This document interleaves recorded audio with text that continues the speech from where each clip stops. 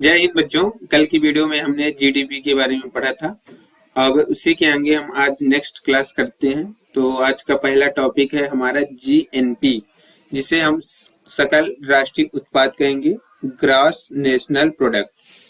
तो ये क्या होता है? तो ये जो होता है जीडीपी प्लस विदेशों में अर्जित निवल साधन आय। निवल का मतलब क्या हुआ कि जीडीपी प्लस ए माइनस बी, ये हमारा सूत्र हुआ। निवल का मतलब हुआ टोटल, मतलब जितना आपने कमाया माइनस जितना आपने खर्च किया और जितना टोटल बचा वो हुआ निवल। तो ये हुआ निवल। समझ में आया कि नहीं? देखो हम आगे समझा रहे हैं। जैसे मान लो ए जो हुआ भारतीय साधनों द्वारा विदेशों में अर्जित आय और बी हुआ विदेशी साधनों द्वारा भारत में अर्जित आय। ये अभी आपको थ्योरी समझ में आ रही होगी, लेकिन कंसेप्ट न समझ में आ रहा हो तो देखिए, भारतीय संसाधनों द्वारा विदेशों में अर्जित आय मतलब ये कि जैसे ये विदेश है और ये भारत है। तो जैसे भारत के कुछ लोग जो होते हैं वो विदेशों में काम करने जाते हैं कि नहीं जाते?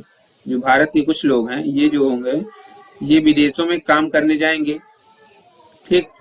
और या फिर काम करने नहीं जाएंगे, या फिर जैसे मुकेश अंबानी हो गया तो ये विदेश में कुछ फैक्ट्री लगाएगा, तो ठीक है।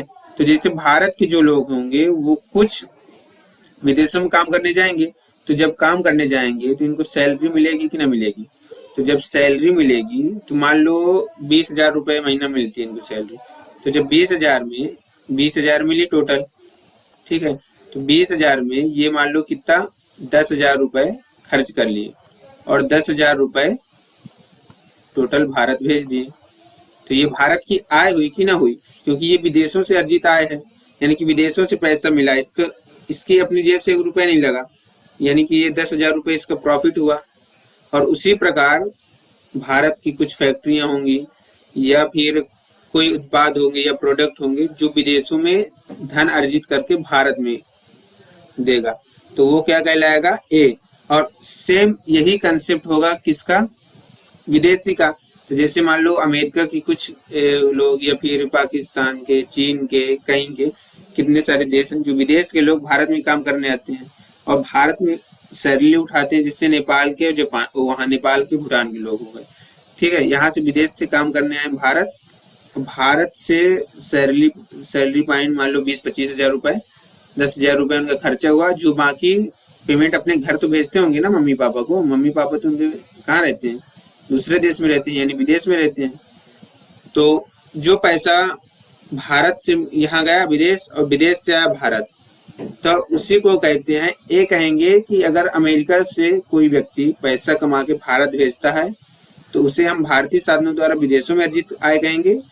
और बी का मतलब क्या होता है कि जो भारत से पैसा कमा के विदेश में भेजता है उसे हम बी कहेंगे, यानी कि विदेशी संसाधनों द्वारा भारत में अर्जित है।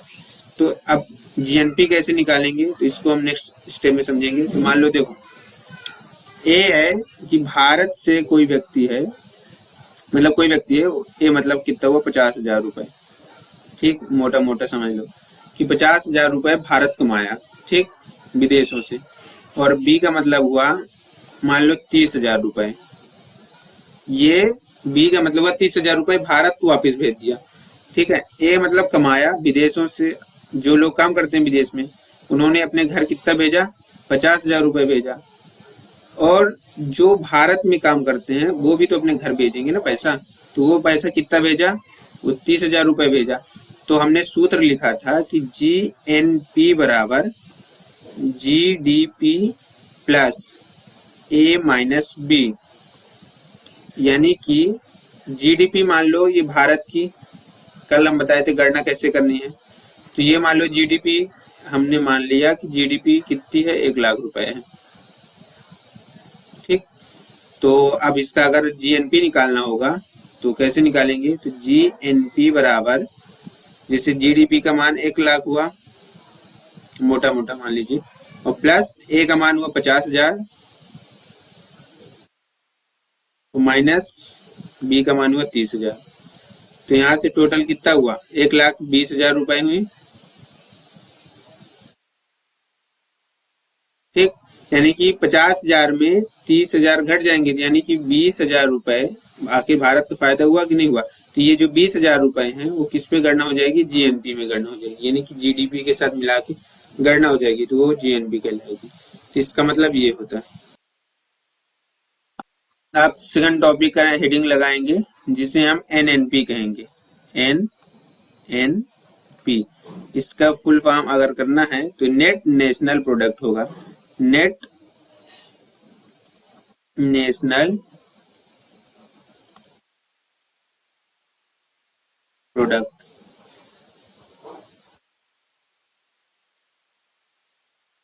सकल या फिर निवल कह दो या सकल कह दो, निवल राष्ट्रीय उत्पाद।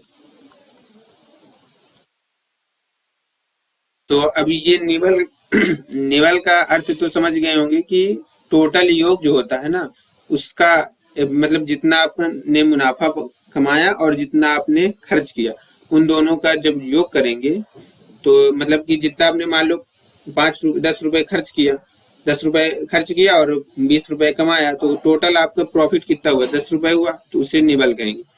ठीक, तो निवल का मतलब ये होता है। अब इसकी परिभाषा किस तरह होगी, तो परिभाषा लिखिएगा कि संक्षेप में हम परिभाषा लिखेंगे कि जीएनपी परिभाषा होगी एनएनपी बराबर जीएनपी, और जीएनपी अभी हमने ये पढ़ा है, ये देखिए जीएनपी पढ़ा है।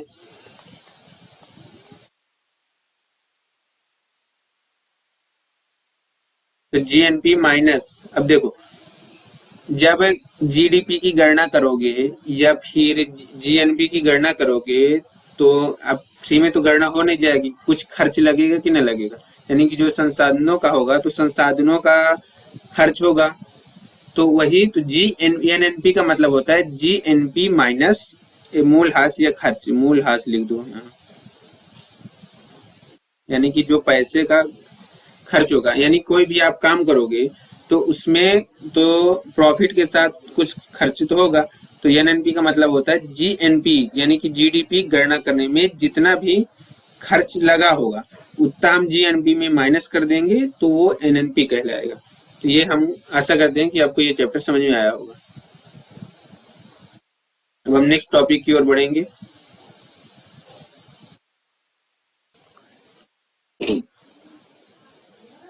देखो अब अगला टॉपिक है हमारा N N P F C. तो देखो हमने net national product factor cost, साधन लागत पर निवल राष्ट्रीय उत्पाद, इसका मतलब ये हुआ हमारा। अगर इसको हिंदी में लिखेंगे, देखो एन से हुआ, इधर इधर लिखो साधन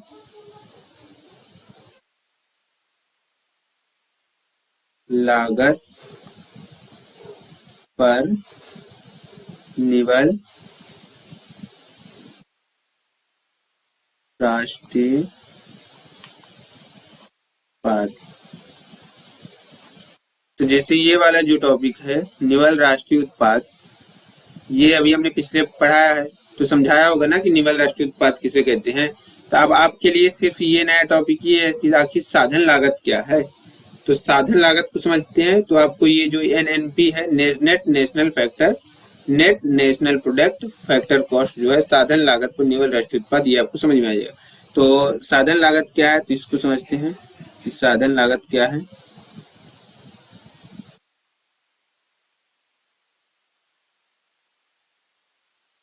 देखो साधन लागत का तात्पर्य क्या है कि जो साधनों को नुकसान होता है ना, यानी जो साधनों को भुगतान होता है उसे हम साधन लागत कहते हैं। साधनों को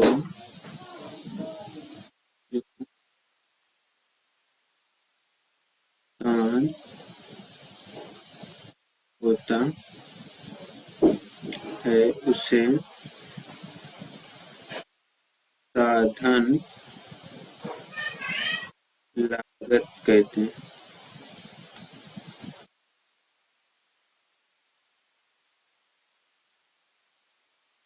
साधनों को जो जो भुगतान होता है उसे साधन लागत कहते हैं। और ये साधन में क्या क्या आ जाएंगे, तो देखो साधन में पहला साधन में क्या क्या आएंगे इसको समझते हैं। तो देखो साधन में क्या क्या आएगा। अब तो ये देखो साधन में क्या क्या आएगा। तो पहले तो मजदूरी आएगी हमारी, यानी कि श्रम।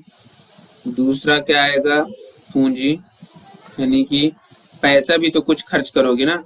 तो देखो अगर कोई आपको कुछ काम करना है, या फिर कोई फैक्ट्री डालना है, या फिर कुछ भी एनीथिंग, कुछ बिजनेस करना है, कुछ भी काम करना है, तो जो मटेरियल यानी कोई एक उत्पाद बनाने में जो मटेरियल लगते हैं उसी के बारे में हम डिस्कस कर रहे हैं कि आखिर उसमें क्या क्या फैक्टर साधन कारक लगते हैं। साधन कारक या साधन लागत, साधन कारक क्या क्या हो सकते हैं। तो साधन कारक क्या क्या हो सकते हैं, पहला तो श्रम हो सकता है। दूसरा बिना पूंजी के तो कोई शुरू नहीं किया जा सकता। तीसरा जो प्रोडक्ट होगा हमारा उसमें बिल्डिंग के लिए तो भवन तो चाहिए। और चौथा हुआ हमारा कच्चा माल, तो उसके लिए चाहिए। और पांचवा जो हुआ, अब कुछ तो रिस्क है, यानी कि कुछ प्रॉफिट तो चाहिए, कुछ लाभ तो चाहिए। अब जब पूंजी तुम फंसा रहे हो, जब कुछ श्रम अपना लगा रहे हो, भवन लगा रहे हो, कच्चा माल ले आ रहे हो, तो कुछ तो लाभ तो चाहिए। तो ये हुआ साधन लागत। तो साधन लागत को जो भी क्या हुआ हमारा भुगतान हुआ। और मान लो कि देखिए एक बार हम आपको क्लियर कर दे रहे हैं, समझ में आ जाएगा आपको। देखो क्या है, कंफ्यूजन होगा। NNP फैक्टर कॉस्ट, ध्यान से सुनिएगा क्योंकि कंफ्यूजन वाला टॉपिक है थोड़ा। साधन लागत पर निवल राष्ट्रीय उत्पाद, यानी कि जितना भी हमारा साधन लागत पर पैसा लगा उसका GNP में से हम माइनस कर देंगे। GNP में से हम माइनस कर देंगे तो क्या निकल आएगा हमारा, NNP फैक्टर कॉस्ट निकल आएगा। ठीक। साधन लागत क्या होती है कि साधनों को जो भुगतान होता है उसे साधन लागत कहते हैं। यानी कि साधन हुए हमारे श्रम, पूंजी, भवन, कच्चा माल और लाभ। तो मान लो तुम श्रम तो 10 मजदूर लगे तो यानी कि बस छोड़, तो ये हुआ हमारा फैक्टर कॉस्ट। ये मोस्ट है थोड़ा सा कि क्या क्या से साधन होते हैं। तो ये वाले हमारे हुए साधन। आप अगला हेडिंग डालेंगे प्रति व्यक्ति आय, जिसे हम PCI कहते हैं, पर कैपिटा इनकम। प्रति व्यक्ति आय की गणना कैसे करते हैं, तो प्रति व्यक्ति आय की गणना का जो सूत्र होता है वो PCI बराबर राष्ट्रीय आय प्लस कुल जनसंख्या। यानी कि अगर आपको प्रति व्यक्ति आय की गणना करनी है तो आप कैसे करेंगे कि मान लीजिए PCI, ये राष्ट्रीय उत्पाद मान लीजिए कितनी है, 1000। राष्ट्रीय आय हमारी 1000 है और जनसंख्या हमारी 100 है, यानी कि इससे कट गया, यानी कि जो प्रति व्यक्ति आय हुई वो कितनी हुई, 10 रुपए। ये हमने उदाहरण के लिए माना है, ये कोई मतलब प्रति व्यक्ति आय की गणना इस प्रकार करते हैं। बाकी अगर देखा जाए तो देखो, अगर भारत की प्रति व्यक्ति आय की बात करें कि भारत में प्रति व्यक्ति आय कितनी है, तो यहाँ से हम समझेंगे कि भारत में प्रति व्यक्ति आय कितनी है। तो PCI इन इंडिया, यानी कि भारत में प्रति व्यक्ति आय। तो अगर आप लिखेंगे 2022-23 की, 2022-23 की इम्पोर्टेंट नहीं है, बस हो गए थोड़ा समझ लीजिए, $2150, यानी कि मोटा मोटा 2 लाख रुपए। लेकिन सच में इतनी नहीं है कि किस, देखो जो प्रति व्यक्ति आय में राष्ट्रीय आय में कुल जनसंख्या में भाग देकर निकाला जाता है। लेकिन अगर ये देखें तो कुल जो प्रति व्यक्ति आय होती है ना वो समान नहीं होती। लेकिन आप ये ध्यान रखिएगा कि भारत में जो प्रति व्यक्ति आय है वो 2022-23 में $2,150 और 2 लाख रुपए इंडियन रुपए जो